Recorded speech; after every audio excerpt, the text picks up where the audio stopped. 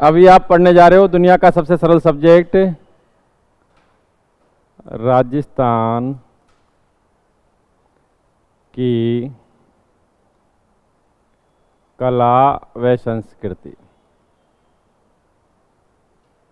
बहुत ही सरल सब्जेक्ट, एक ऐसा सब्जेक्ट जो आसानी से याद हो जाता है जी। इस सब्जेक्ट में विगत क्लासों में एक की टॉपिक रन कर रहा था और वो टॉपिक था राजस्थान की चित्रकला। बहुत ही सरल टॉपिक।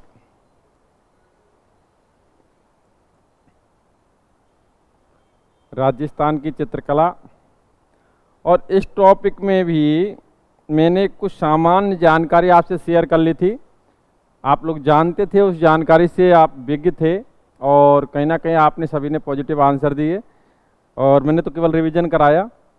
विगत समय में मैंने आपको एक तो चित्रकला से रिलेटेड सामान्य जानकारी प्लस मैंने मेवाड़ स्कूल के अंतर्गत आने वाली जो चित्र शैलियाँ थीं उनसे आपको अवगत कराया। शायद मेवाड़ स्कूल ही पढ़ाया है।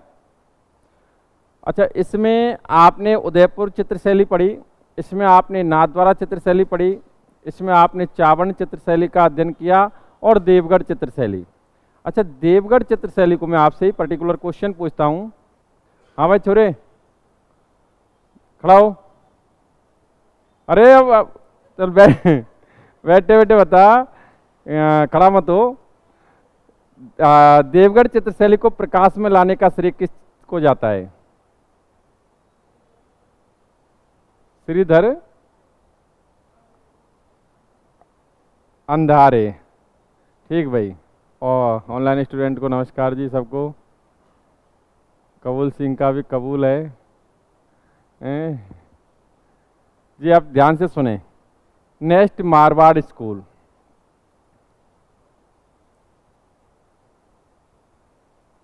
ध्यान से सुनना, इसमें मारवाड़ स्कूल के अंतर्गत आप पढ़ने जा रहे हो जोधपुर चित्रशैली। जोधपुर चित्रशैली। देखो पढ़ना कितना सरल है। जोधपुर चित्रशैली के अंतर्गत पहला पॉइंट ध्यान से सुनना। जोधपुर चित्रशैली का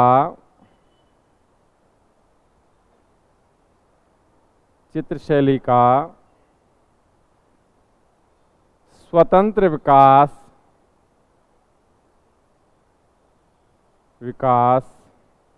राम मालदेव के समय हुआ। एक्चुअली चोखीलाल महल हैं, उन पर भित्ति चित्रण करवाया गया था इसके द्वारा। राम मालदेव के समय हुआ। शासक से आप सभी विज्ञ होंगे, इतिहास पढ़ाई है आपने। एक्चुअली इस जोधपुर चित्रशैली का उद्भव काल किसका शासनकाल कहलाता है? राम मालदेव का शासन। इसके समय इसका स्वतंत्र विकास प्रारंभ हुआ था। हम अगर देखें तो इसने चोखीला महल पर भित्ति चित्रण करवाया था बड़ी मात्रा में। अगर हम नेक्स्ट देखें तो इस जोधपुर चित्रशैली का स्वर्णकाल तो सभी जानते होंगे कि जोधपुर चित्रशैली का स्वर्णकाल कौन का शासनकाल कहलाता है? बताएं। ना पता?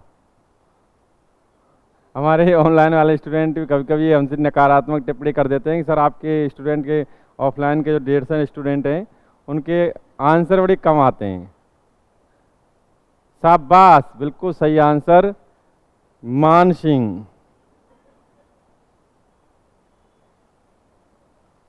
ठीक भाई, मान सिंह का शासनकाल। मान सिंह का शासनकाल ये आप बेहतर तरीके से जानते हो। मान सिंह के संदर्भ में मैंने पढ़ाया है। इतिहास के अंतर्गत आपने कृष्णा कुमारी विवाद पढ़ा होगा। ठीक भाई, उसके अलावा भी मैंने बहुत सारी चीज़ें बताई थी। एक क्वेश्चन भी बताया था, मैं आपसे दोबारा से रिपीट कर देता हूँ। बड़ा सरल क्वेश्चन है, ऑल स्टूडेंट्स ध्यान से सुनना, तुम आंसर दे सकते हो। राजस्थान का महाभारत कहे जाने वाले ग्रंथ की रचना किसने की थी? जूनियर अकाउंटेंट में आया हुआ क्वेश्चन है।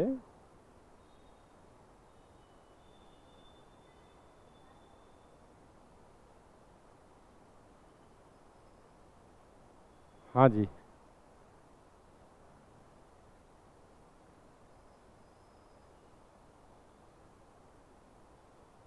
आ, दीपक मीना जी ऑनलाइन कह रहे हैं कि सर जसवंत सिंह फर्स्ट का भी इस चित्र शैली में बड़ा रोल रहा है। जसवंत सिंह फर्स्ट के समय आ, प्रेम कथाओं के चित्रण हुए थे, जिनका उल्लेख मैं यहाँ भी करूँगा।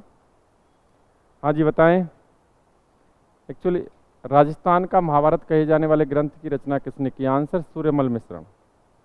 कौन सा ग्रंथ लिखा? वंश भास्कर। वंश भास्कर को पूर्ण किसने किया था? उसके पुत्र मुरारीदान ने, दत्तक पुत्र मुरारीदान ने। अच्छा, राजस्थान के उन कवियों के नाम बताओ जिन्होंने सर्वप्रथम अंग्रेजों के विरुद्ध आवाज उठाई थी। सूर्यमल मिश्रण और बांकी दास। बांकी दास ने सर्वप्रथम अपने गीतों के माध्यम से आवाज उठाई थी अंग्रेजों के विरुद्ध, और गीत लिखा था आयो अंग्रेज मुलक रे ऊपर। बांकी दास एक्चुअली इसी का दरबारी कवि था। और मानसिंह के समय जो बृहद स्तर पर जो चित्रण हुआ था वो हुआ था नाथ संप्रदाय से जुड़े हुए चित्रों का। एक्चुअली ये आयस देवनाथ इसके गुरु, आयस देवनाथ को गुरु इन्होंने बाद में बनाया था मानसिंह ने। आयस देवनाथ के आशीर्वाद से ही, उनकी भविष्यवाणी के परिणाम स्वरूप ही ये राजा बना था। कौन? मानसिंह। ये नाथ संप्रदाय से प्रभावित था, आयस देवनाथ को इसने गुरु बनाया, और उसके अलावा नाथ संप्रदाय की मुख्य पीठ महामंदिर का निर्माण भी इसी ने करवाया था। नाथ संप्रदाय की मुख्य पीठ महामंदिर का, जिसमें किसकी मूर्ति रखी हुई है? जालंधर नाथ की। किसकी है? जालंधर नाथ की। ठीक भाई। तो नाथ संप्रदाय का बृहद स्तर पर, नाथ संप्रदाय से जुड़े हुए चित्रों का बृहद स्तर पर चित्रण किसके समय हुआ था? मानसिंह के समय। नेक्स्ट बात करते हैं हम।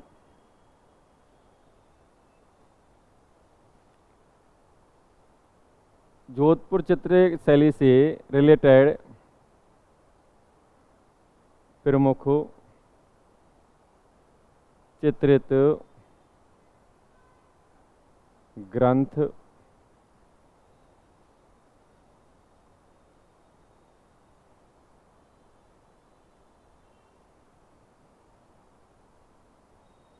हाँ भाई।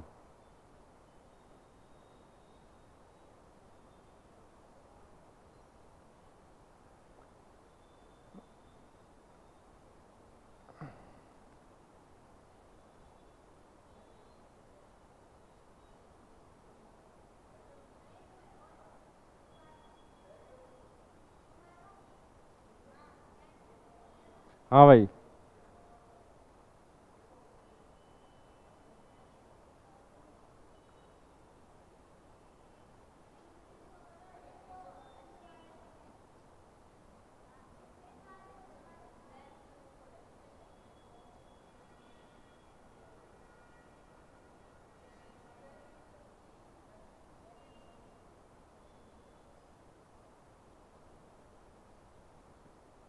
हाँ भाई। एक मिनट। हाँ भाई, ध्यान से सुने। इस जोधपुर चित्र शैली से रिलेटेड प्रमुख चित्रित ग्रंथ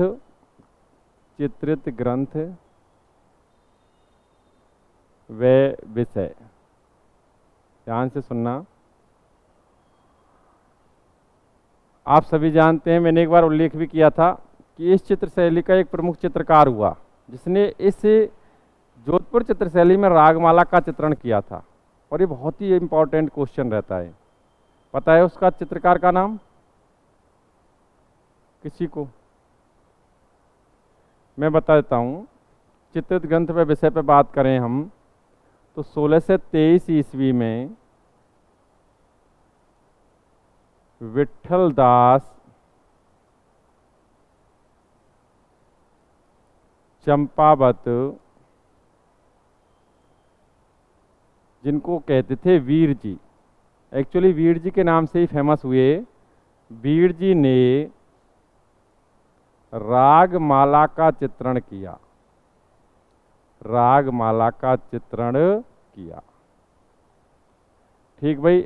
रागमाला का तो आपने देखो विभिन्न और चित्र शैलियों में भी चित्रण हुआ है, जैसे कि आपने चावण चित्र शैली के अंतर्गत भी ये पढ़ा था। ठीक, आगे चल के भी आप पढ़ेंगे। लेकिन ये अलग अलग चित्र शैलियों में, जिसमें कहीं ना कहीं जो विशेषताएं हैं उनके अंतर्गत परिवर्तन आ जाते थे। ठीक भाई। तो रागमाला का चित्रण जोधपुर चित्रशैली में किसने किया? वीर जी ने। जो एक प्रमुख चित्रण माना जाता है इस चित्रशैली का, इसमें भगवत पुराण का चित्रण, भगवत पुराण का चित्रण, और देखें हम तो कल्याण रागनी का चित्रण, कल्याण रागनी का चित्रण, ये भी 16 से 23 ईस्वी में हुआ था। कल्याण रागनी का चित्रण ये बहुत ही महत्वपूर्ण है, ध्यान रखना। इसमें नायक अपनी नायिका को आलिंगनबद्ध करके शयन कक्ष की तरफ ले जा रहा है। बहुत ही फेमस चित्रण है ये कल्याण रागनी का चित्रण। नेक्स्ट बात करें तो प्रेम कथाओं का चित्रण भी है, सोनी महिवाल का चित्रण,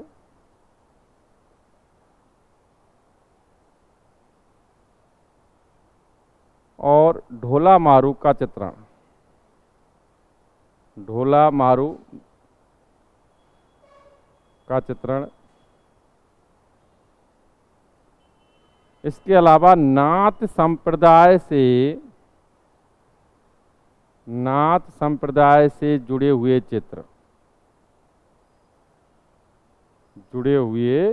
और एक्चुअली नाथ संप्रदाय से जुड़े हुए चित्रों का चित्रण किसके समय हुआ? मान सिंह के समय। तो देखो कितना सरल है। एक तो इसमें हम देखें तो सबसे पहले वीर जी द्वारा रागमाला का चित्रण किया गया। नेक्स्ट कल्याण रागनी का चित्रण महत्वपूर्ण हो जाता है। सोनी महिवाल, ढोला मारू आदि प्रेम कथाओं का चित्रण इस चित्रशैली में देखने को मिलता है। और नाथ संप्रदाय से जुड़े हुए चित्रण किस चित्रशैली में मिलते हैं? जोधपुर में। जो किसके समय चित्रित किए गए? मान सिंह के समय। नेक्स्ट बात करें तो जोधपुर चित्रशैली के प्रमुख चित्रकार, आप जोधपुर चित्रशैली यहाँ पढ़ रहे हो, उस जोधपुर चित्रशैली के अंतर्गत आपने जोधपुर चित्रकला का या चित्रशैली का स्वर्णकाल किसका शासनकाल कहा जाता है वो आपने जाना। इससे रिलेटेड चित्रित ग्रंथ व विषयों को समझा। और अभी आप इस शैली के प्रमुख चित्रकारों से अवगत होंगे, तो जिसमें आता है नाम एक शिवदास भाटी,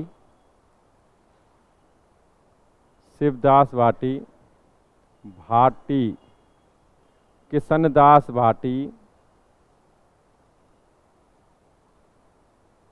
भाटी ज़्यादा है इसमें ध्यान रखना, किशनदास भाटी, छज्जू भाटी,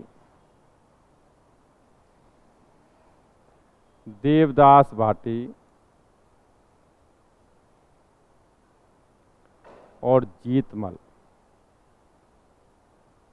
आदि प्रमुख चित्रकार हुए इस चित्रशैली के। ठीक भाई। नेक्स्ट इस चित्रशैली की विशेषताएं, हम विशेषताएं देखें तो पशु पक्षी के रूप में इस चित्रशैली में चित्रण किस पशु का मिलता है? वो आता है ऊंट और घोड़ा। पक्षी के रूप में कुआ व चील। ठीक भाई।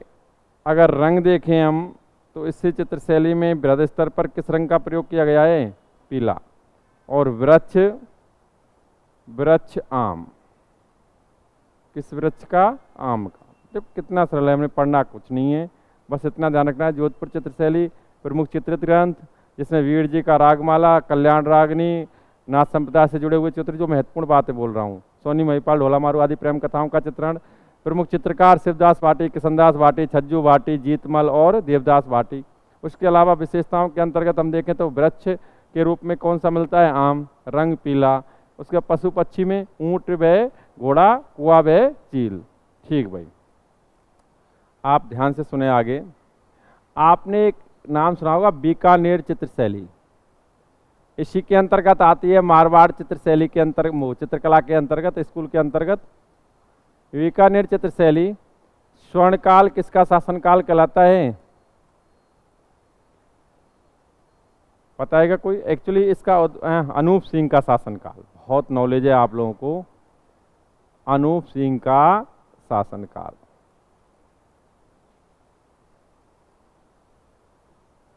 1669 से 1698 इसका शासनकाल है, शासनकाल, जो कि आप इतिहास के अंतर्गत पहले ही पढ़ चुके हो। आप मुझे बताएं, इस चित्रशैली की विशेषताओं की बात करें हम, तो विशेषताओं के अंतर्गत पढ़ा जाता है एक तो मथेरना कला, मथेरना कला, और एक उस्ता कला। ठीक भाई, एक उस्ता कला।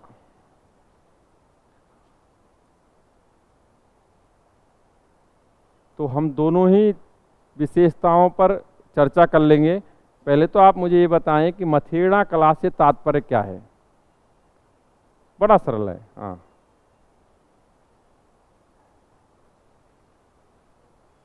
हाँ हाँ हाँ, ऐसा। हाँ, बिटौरान पे।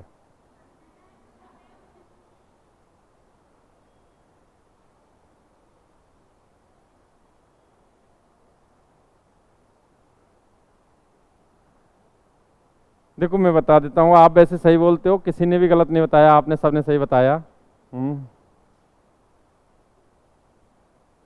गीले पलस्तर पर किया जाने वाला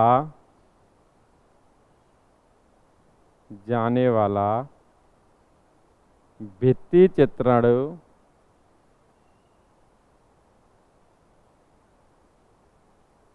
मथेरना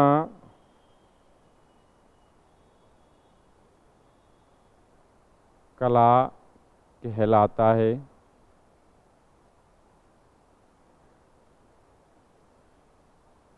इसके लिए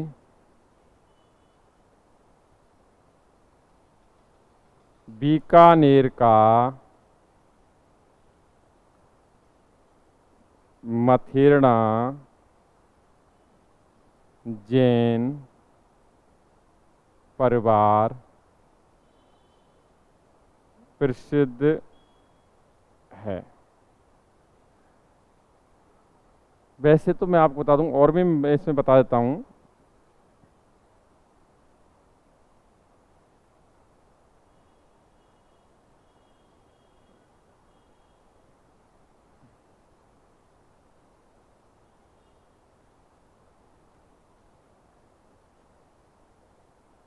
मथेरना कला को अरायस कला, आला गीला,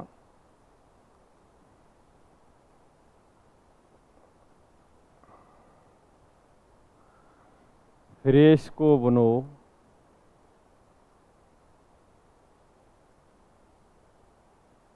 आदि नामों से जाना जाता है,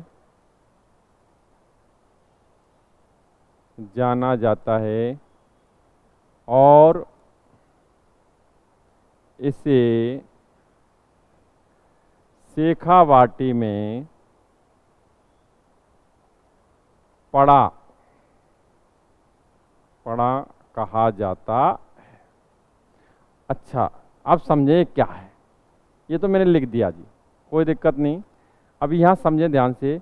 एक्चुअली गीले पलस्तर पर, यानी ये आपकी दीवार है, अगर ये अभी की गई है, गीला प्लास्टर है, उस पर आप भित्ति चित्रण कर देते हो, आकृतियां उकेर देते हो, वही क्या है, मथेरना। एक तो ये चीज हो गई। मथेरना कला के ही ये रूप हैं, अरायस, आला गीला और फ्रेस्को बुनो, ये इसके रूप हैं। ठीक भाई, इसी के अन्य रूप हैं। बाकी इसी कला को शेखावाटी में किस नाम से जाना जाता है, पढ़ा। ठीक भाई, जैसे कि अभी ये कह रही थी, जो कह रही थी, जैसे नाम ले रही थी, उस पर जो आकृतियां उकेर दी जाती हैं महिलाओं द्वारा, वो भी इसी का एक रूप है। ठीक भाई, वो भी इसी का रूप है। तो वो गलत नहीं है, वो सत्य बात है, वो इसी का रूप माना जाता है। एक्चुअली डेफिनेशन की बात की जाए तो गीले पलस्तर पर किया जाने वाला भित्ति चित्रण क्या कहला जाता है, मथेरना। अगर हम इसके प्रमुख चित्रकार देखें, मैंने ये तो क्लियर ही कर दिया कि भाई मथेना जैन परिवार जो है बीकानेर का, वो फेमस है इसके चित्रण के लिए। लेकिन प्रमुख चित्रकारों के नाम देखें तो एक नाम आता है मुकुंद, मुकुंद चंदू लाल, और एक नाम आता है लालचंद। मुकुंद, चंदूलाल और लालचंद, ये इस मथेना कला के प्रसिद्ध चित्रकार। ठीक भाई, नेक्स्ट मैंने अभी बताया कि उस्ता कला, उस्ता कला का भी उल्लेख किया। आप मुझे बताएंगे उस्ता कला की डेफिनेशन क्या है। मथेना कला क्लियर हो गया। मथेना कला एक्चुअली बीकानेर चित्र शैली की विशेषता है। उस्ता कला भी बीकानेर चित्र शैली की विशेषता है। मथेना कला गीले पलस्तर पर किया जाने वाला भित्ति चित्रण मथेना कला कहलाता है। इसको विभिन्न और रूपों से भी जाना जाता है, अन्य नामों से भी जाना जाता है, अराय, साला, गीला, फ्रेस्को, बनो आदि। ठीक भाई, नेक्स्ट बात करें तो शेखावाटी में शिव पड़ा कहा जाता है मथेना कला को। इसके लिए बीकानेर का मथेना जैन परिवार जो है वो फेमस है। इसके प्रमुख चित्रकार कौन कौन हुए? मुकुंद, चंदूलाल और लालचंद। कोई बात नहीं जी, ये तो हम बात आगे करते हैं उस्ता कला, जो कि बीकानेर चित्रशैली की ही एक विशेषता है। अब बताएं उस्ता कला से तात्पर्य क्या है?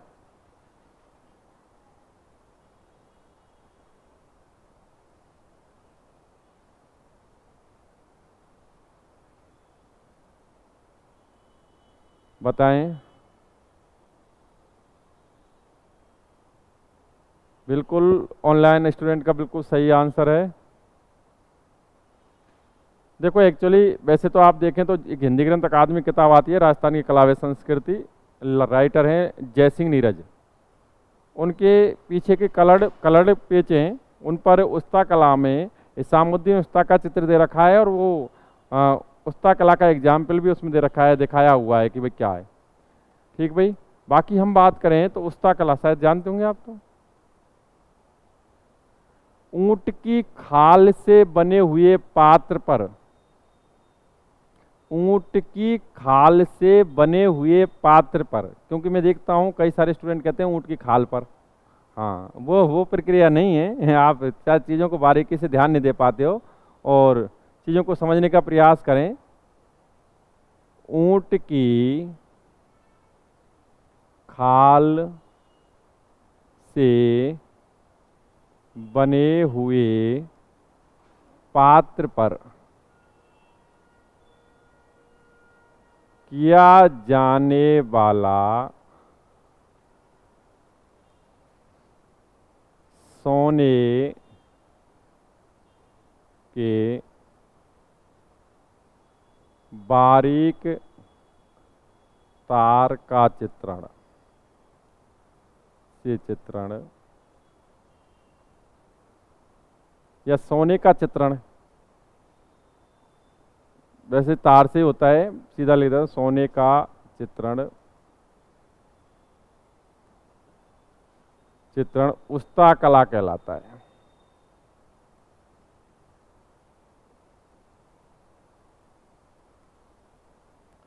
हाँ भाई देखो, मैं आपको बता दूं, आप प्रैक्टिकली वर्क कर सकते हो, घर जाके देख भी सकते हो कि मार्केट में किताब बुक सेंटरों पे देख सकते हो। आप हिसामुद्दीन उस्ताद के पास देखेंगे कि उसके पास एक घड़ा रखा हुआ है, पात्र है वो, ठीक है, किसकी खाल का बना हुआ है? ऊंट की खाल, और उस पर सोने के बारीक तार से क्या किया गया है? चित्रण।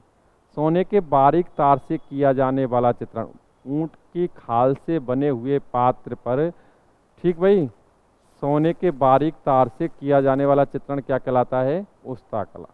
ये बात विशेष ध्यान रखना, वो जो तुम समझ रहे हो ना वो अलग चीज़ है। ठीक, हाँ।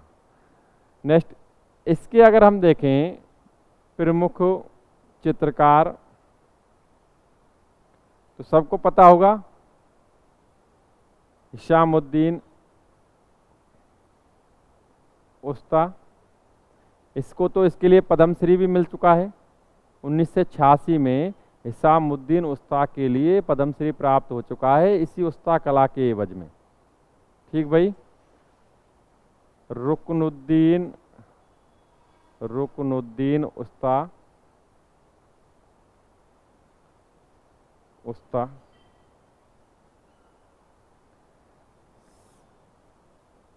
साहिब दीन उस्ता, अली रजा आदि।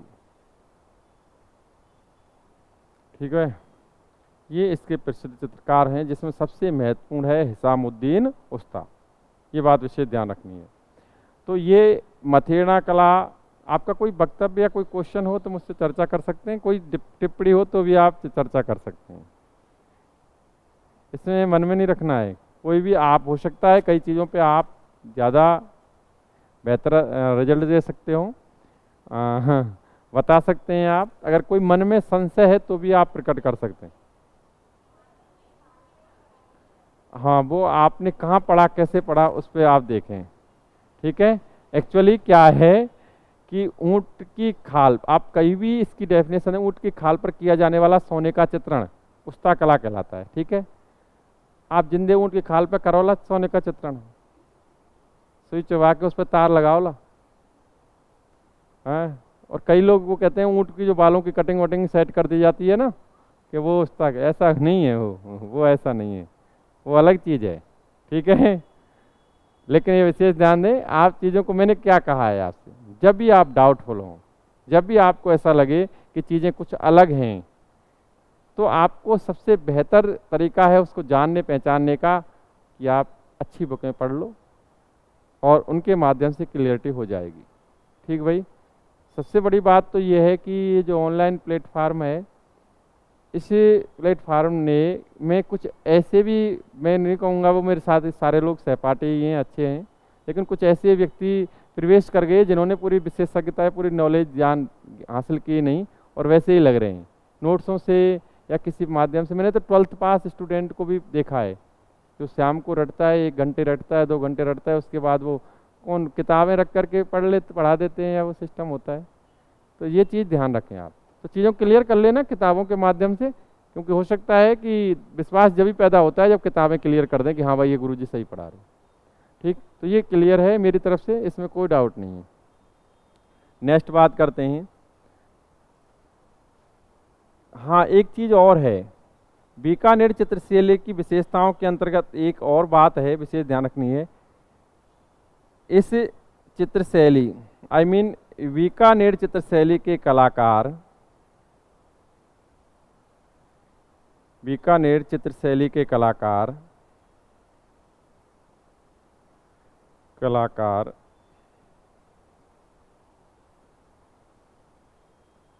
अपने चित्रों के साथ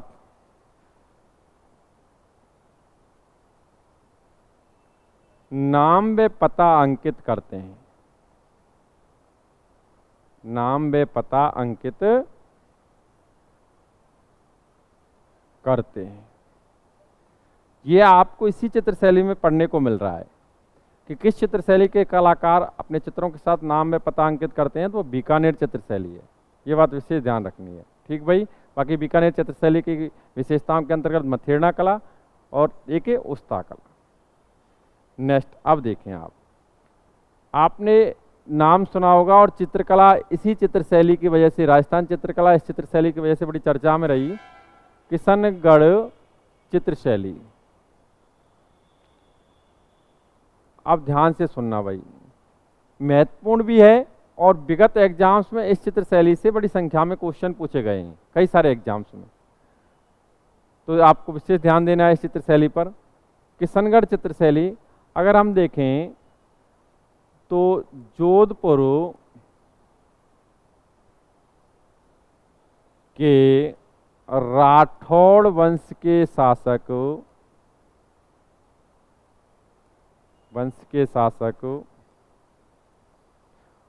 उदय सिंह, जिसको आप इतिहास में मोटा राजा उदय सिंह के नाम से भी जानते हैं। ठीक भाई, अकबर का बड़ा कृपा पात्र रहा। मोटा राजा उदय सिंह वह बंदा जिसने सर्वप्रथम मुगलों की अधीनता स्वीकार की जोधपुर रियासत के अंतर्गत, और ये वही बंदा है, इसने नागौर दरबार में भी उपस्थिति दी थी, और कहीं ना कहीं इसने अपनी पुत्री का विवाह भी किया था अकबर के पुत्र जहांगीर से। तो इसके संदर्भ में आप जानते हैं उदय सिंह के 8वें पुत्र किशन सिंह ने 1609 ईस्वी में किशनगढ़ रियासत की स्थापना की। किशनगढ़ रियासत की स्थापना की। ठीक भाई, आपको जब राठौड़ वंश पढ़ाया जा रहा था मेरे द्वारा, तो आपको ये बताया भी गया था कि एक्चुअली जो राठौड़ वंश है, जोधपुर के राठौड़, बीकानेर के राठौड़, किशनगढ़ के राठौड़, ये पढ़ते ही हो आप लोग। तो राठौड़ वंश के संस्थापक किशनगढ़ में कौन माने जाते हैं? किशन सिंह। ठीक भाई, अभी बात करें किशनगढ़ चित्रशैली का उद्भव काल। तो उद्भव काल की बात आती है तो ये किशन सिंह का शासनकाल ही किशनगढ़ चित्रशैली का क्या कहलाता है? किशन सिंह का शासनकाल। किशन सिंह का शासनकाल। नेक्स्ट बात करें तो इसी किशनगढ़ चित्रशैली का स्वर्णकाल, सभी जानते होंगे स्वर्णकाल किसका शासनकाल कहलाता है? सावंत सिंह का शासनकाल।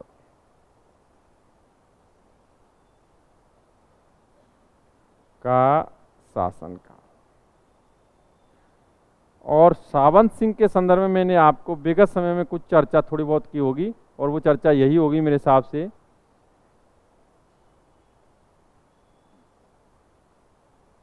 सावंत सिंह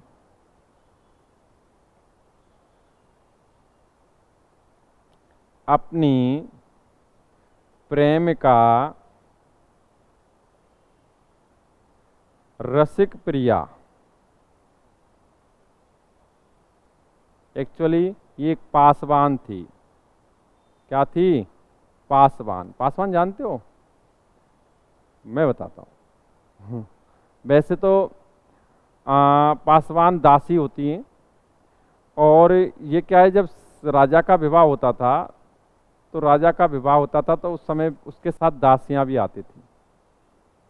उन दासियों की भी कैटेगरी होती थी, पड़दायत, पासवान, इस प्रकार कैटेगरी होती थी। ठीक भाई, और उनकी कैटेगरी इस पे डिपेंड करती थी कि राजा उनसे भी संबंध स्थापित करते थे। ठीक है भाई, तो ये पासवान थी। ऐसे कई किताबों में, कई टीचर्स द्वारा इसको पासवान वैश्या के रूप में भी दर्शाई जाती है। तो दासी वैश्या जो भी, रसिक प्रिया, प्रेम का। सुनना इसमें के लिए,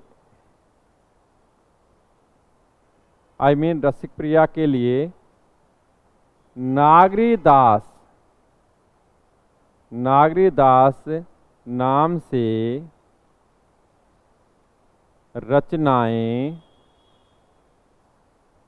लिखते थे। अर्थात आपके लिए क्वेश्चन क्या बना कि सावंत सिंह अन्य किस नाम से रचनाएं लिखता था, या नागरीदास नाम से रचनाएं कौन सा शासक लिखता था? आप देखें तो एक व्रजनिधि नाम से भी रचनाएं लिखता था, और व्रजनिधि नाम से कौन सा शासक रचनाएं लिखता था? सवाई प्रताप सिंह, जयपुर का शासक। बहुत नॉलेज है तुम्हें भाई। रचनाएं लिखते थे। नेक्स्ट बात देखें, किशनगढ़ चित्रशैली का अन्य नाम,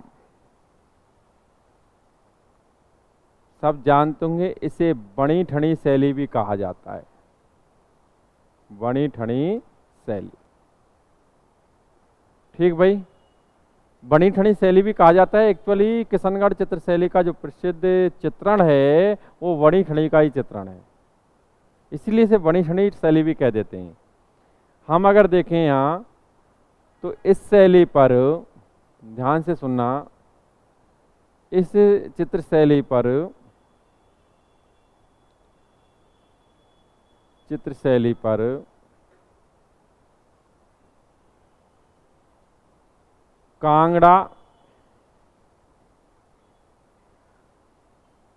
कांगड़ा शैली और विरज शैली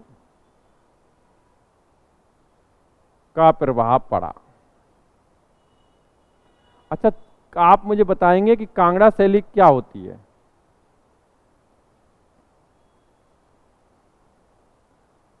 कांगड़ा शैली कहाँ की है? उड़ीसा की है, हैं? कांगड़ा शैली एक्चुअली मैं ये तो वैसे ही टिप्पणी कर रहा हूँ, बाकी कांगड़ा शैली हिमाचल प्रदेश की है। कहाँ की है? इसमें पहाड़ वगैरह को दर्शाया जाता है, ठीक भाई। और ब्रज शैली तो आप जानते ही हो, एक्चुअली जो प्रसिद्ध चित्रण है इस चित्र शैली का, कौन सा? बणी ठणी, इसे राजस्थान की व भारत की मोनालिसा कहा जाता है। वो बणी ठणी किसका स्वरूप है? राधा का स्वरूप, राधा का स्वरूप दिखाया गया, ठीक भाई। तो ध्यान से सुने, इन दोनों चित्र शैलियों का इस पर प्रभाव, कांगड़ा शैली का भी प्रभाव देखने को मिलता है और ब्रज शैली का प्रभाव भी इस पर देखने को मिलता है। इस चित्र शैली को प्रकाश में लाने का श्रेय जाता है, किसे जाता है? श्रेय जाता है एरिक डिक्सन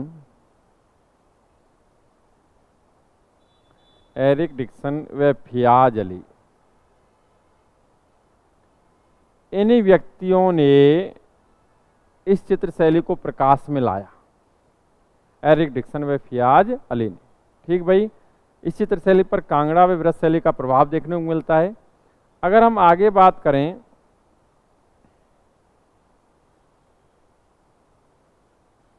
इस चित्र शैली के प्रमुख चित्रण की बात की जाए, प्रमुख चित्रण तो आता है जी बणी ठणी का चित्र।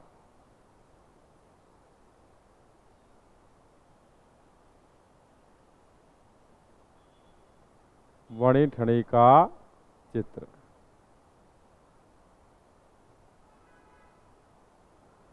अच्छा मुझे आप बताएंगे बणी ठणी का चित्र के संदर्भ में इसका स्वरूप कैसा है?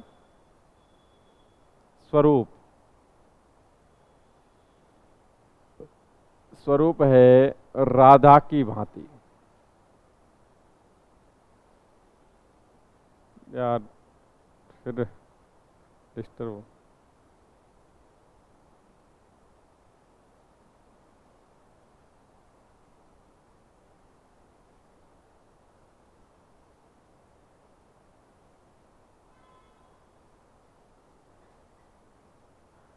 राधा की भांति,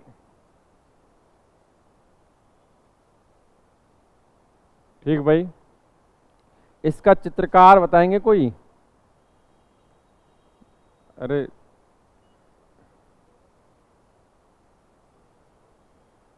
चित्रकार बताएगा कोई? बड़ी ठड़ी का चित्रकार कौन हुआ?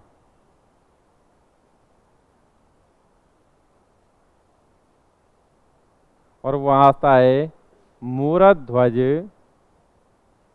निहाल चंद।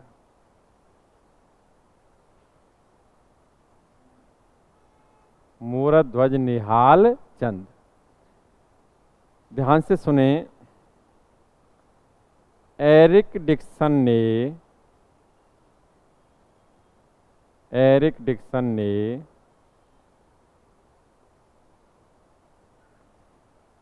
इसे भारत की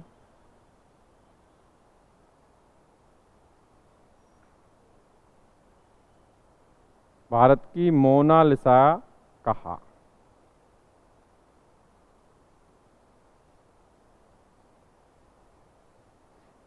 अब ये मोनालिसा क्या है आप जानते होंगे, एक सुंदर नारी का चित्र।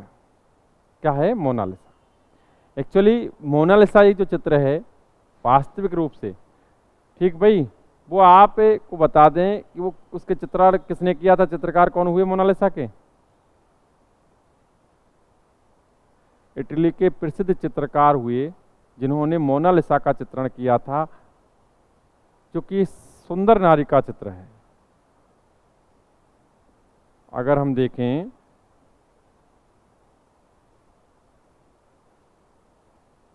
मोनालिसा के चित्रकार तो वो हुए लियोनार्डो दा विंची।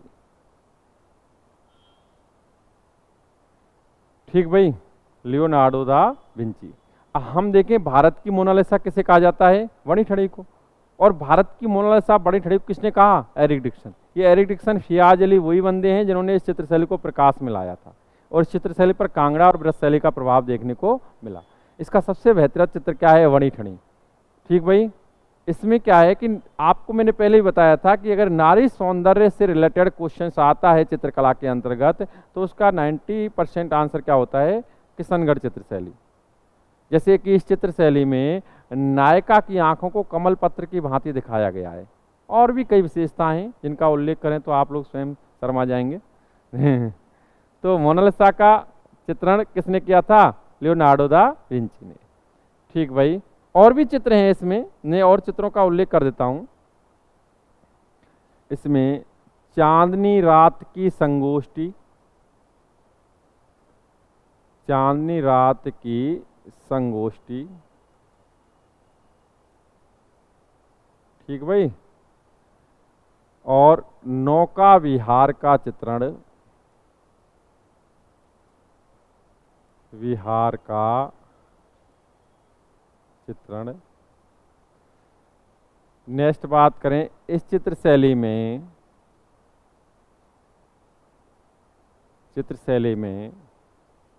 नायिका की आंखों को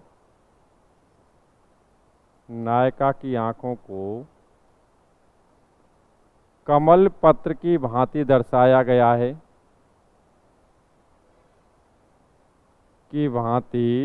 दर्शाया गया है।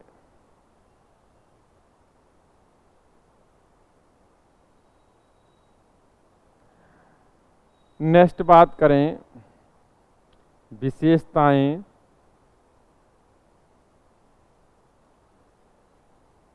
तो इसमें पक्षी का चित्रण मिलता है मोर, रंग गुलाबी व श्वेत, और वृक्ष है केला। ये इस चित्रशैली के अंतर्गत आने वाले बहुत ही सरल क्वेश्चन हैं। ठीक भाई, वणी ठणी शैली या किशनगढ़ शैली। किशनगढ़ रियासत की स्थापना किशन सिंह ने 1609 में की थी। जोधपुर के राठौड़ वंशी शासक मोटा राजा उदय सिंह का 8वां पुत्र था। किशनगढ़ चित्रशैली का उद्भव काल किशन सिंह का शासनकाल कहलाता है और किशनगढ़ चित्रशैली का स्वर्णकाल सावंत सिंह का शासनकाल कहलाता है। सावंत सिंह स्वयं नागरी दास नाम से रचनाएं लिखता था। बताया इसी चित्रशैली के अगर चित्रण देखे जाएं तो सबसे बेहतरीन चित्र कौन सा है? वणी ठणी। वणी ठणी जिसको राजस्थान भारत की मोनालिसा कहा जाता है, जिसका स्वरूप कैसा है? राधा की भांति। जिसके चित्रकार हुए मुरध्वज निहालचंद नाम मिलता है। ठीक भाई, नेक्स्ट बात करें तो इसी वणी ठणी को एरिक डिक्सन ने भारत की मोनालिसा कहा था। एरिक डिक्सन या फियाज अली दोनों ने इस चित्रशैली को प्रकाश में लाया और कांगड़ा व ब्रज शैली का इस चित्रशैली पर प्रभाव देखने को मिलता है। ठीक, नायिका के नेत्रों को या आंखों को कमल पत्र की भांति इस चित्रशैली में दर्शाया गया है। नारी सौंदर्य का बहुत ही अच्छा प्रदर्शन इस चित्रशैली के अंतर्गत देखने को मिलता है। ठीक भाई, इस चित्रशैली के और चित्रण देखें तो चांदनी रात की संगोष्ठी और नौका विहार का चित्रण भी इस चित्रशैली में देखने को मिलता है। तो ये किशनगढ़ चित्रशैली, अभी आप इनको नोट कर लें, फिर हम आगे की बता देंगे। ठीक भाई, नोट कर लें।